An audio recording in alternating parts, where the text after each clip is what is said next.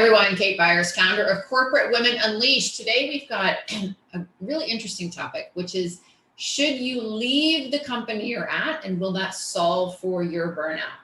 Because one of the most common solutions that people will tell you is, just leave your company, go somewhere else. But look, as you guys know, the women we work with are pretty fierce professionals. They're senior leaders, they're ambitious.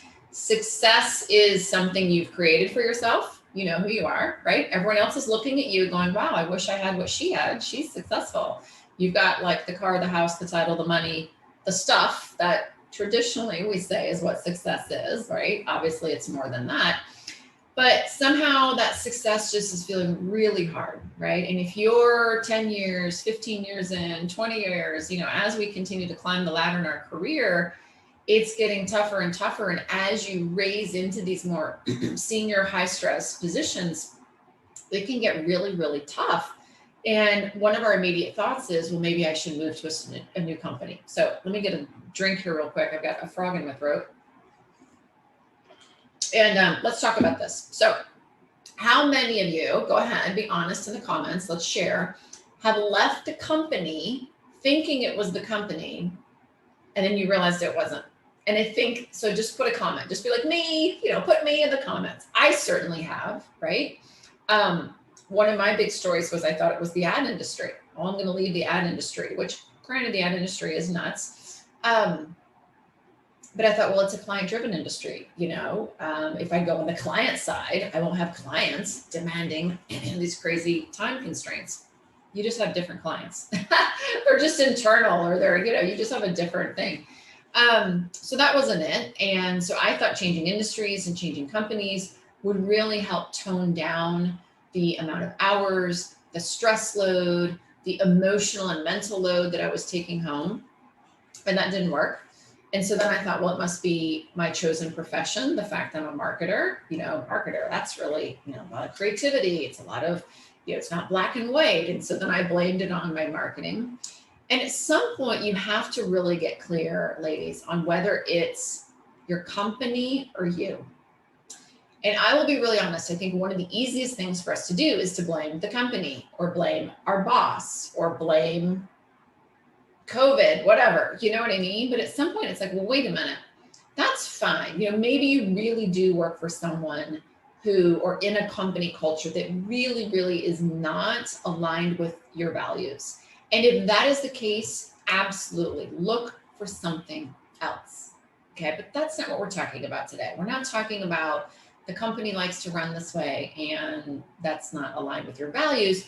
We're talking about that stress, that pressure, that mental load, where day after day after day, you've gotten to this point of success where you're like, wait a minute, isn't this supposed to get easier? And it's getting harder, and you're getting slower, and you're becoming disillusioned, and you're dreaming and fantasizing of, going to live on an island like I did, or whatever. That's what we're talking about. And so the decision then is, or the thought in your head is it me or is it the company? And what we see a lot of women do is just change companies. So that could be better, because I will say when I moved from advertising into, the client side, it was better. But then you have to decide, do you want better? Like, what is it you're looking for? And I think this is the thing. If there's anything you get out of this broadcast, please get this. You have to know what you want. And women don't know what we want. We have been told, here's how we need to behave. This is what you should want. This is what success looks like. But I know for myself and for our clients, what we want is success on our terms. We want the keys to the castle. We want freedom. We want to control our schedules, control the pace, enjoy flow, enjoy influencing our career, not be dictated by our career, not be dictated by the constructs of our career. That is the key to the gilded cage right there. And that's what we all thought we were going to get, right? You're going to work really hard, work your way up the ladder, or work your way up, into the higher echelons of your career. And it was going to get easier. You weren't going to have to work as hard. There'd be more flow. It would just feel comfortable. Emotionally, you wouldn't be stressed out. Mentally, you wouldn't be coming home at night freaking out about something and exhausted. It would just be ease. Isn't that what we thought we were going to have? Excuse me. And that's not the reality, right? And so then what happens is when we don't find that to be the reality, we start mentally creating these constructs of coping mechanisms. Well, I mean, I am awful lucky to have what I have. I mean, gosh, I feel so ungrateful that, here I am and I have wealth and I have power. I have, I have this title. So for a while, we try to make ourselves feel better by practicing gratitude and feeling guilty for what we have. And of course, everyone around us says, well, you have it all. You're the girl on the pedestal. You've got it all. What are you complaining about? And then you feel bad. Oh, I shouldn't be complaining.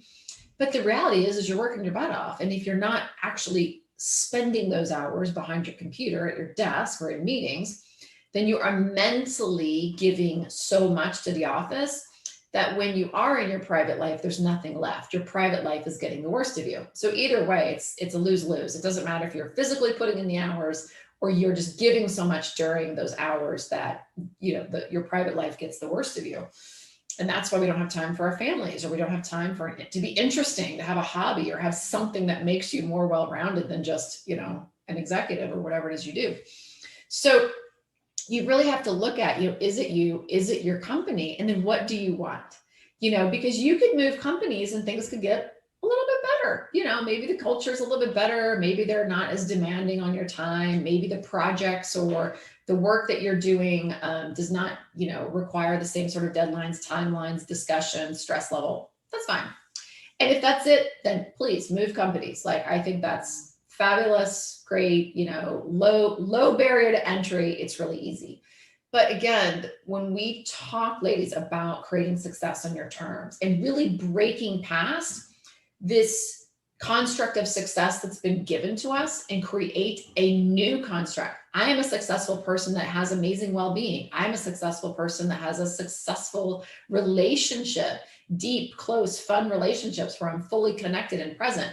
I'm a successful person who's successfully fit and healthy and trim. And I'm a successful person who successfully has other interests other than work. Even though I love my work, I will tell you and admit that I love my work. It is nice to be able to talk about like a book that you're reading or some interesting thing that you're doing on the weekend other than studying for the next week, and preparing for the next week or just hanging out with your family. That is that level of success where changing companies is not going to give you that. And that's the decision you have to decide. Is that what you want? Do you want to live in that space where you are a successful woman across all areas of your life? A new company doesn't give you that.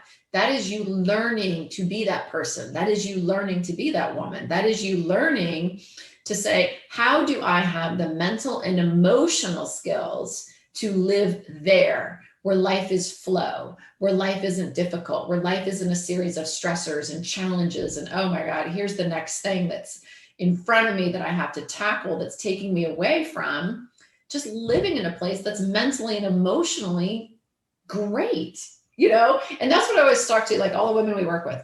We're always telling our clients, like in the beginning, the first few weeks are hard because you are really learning a new way to look at yourself as a high achiever. High achievers, we have this shared DNA. And when you can understand that, you go, oh, now I see how I've been thinking, my emotional attachment to that thinking, my beliefs.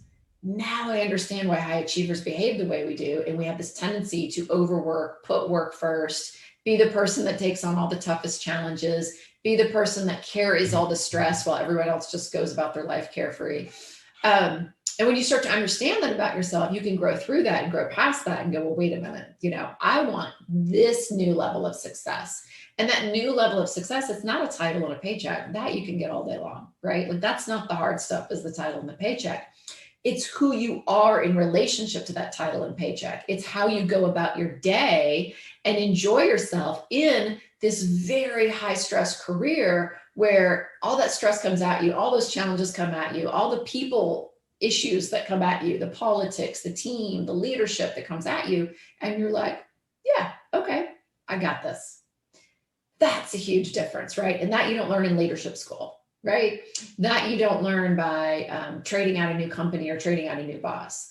That you learn because you want to seize that level of understanding about yourself and grow into that level of existence as a senior woman or as a powerful woman in her career. So it's an empowerment, it's knowledge. And I will be honest, it took me forever to figure that out. I kept looking for all these external things. Let me change my job. Let me change bosses. Let me change projects. Let me put up new boundaries. Let me, manage my calendar. Let me get organized. Let me do a to-do list. It's like, okay, Kate, enough. You know what I mean? If that's not giving you the quality of life you want, then you have to change you. And when I changed who I was, and I was like, okay, so being a powerful woman isn't about putting my nose to the grindstone and toughing it out for 80 hours a week. Being a powerful woman is understanding myself and how to behave and make decisions from this new place.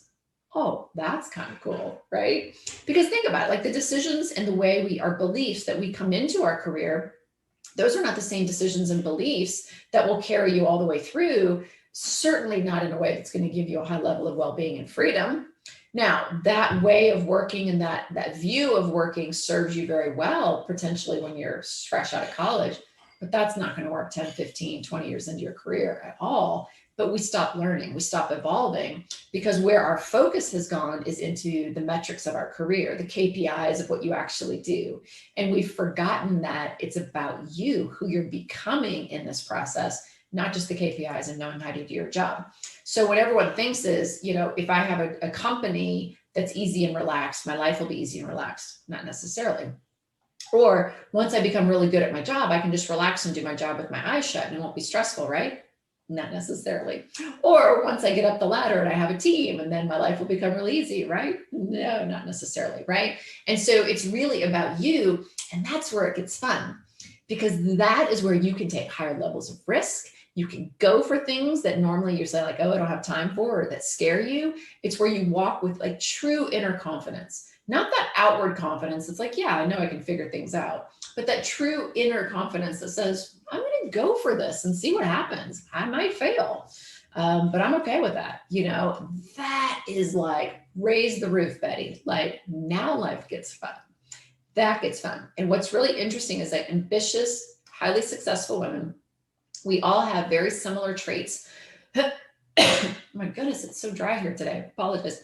We all have similar traits and similar characteristics in how we make decisions when it comes to fear of failure, when it comes to scarcity. Oh my God, we hold on to our paychecks and our money like nobody's business.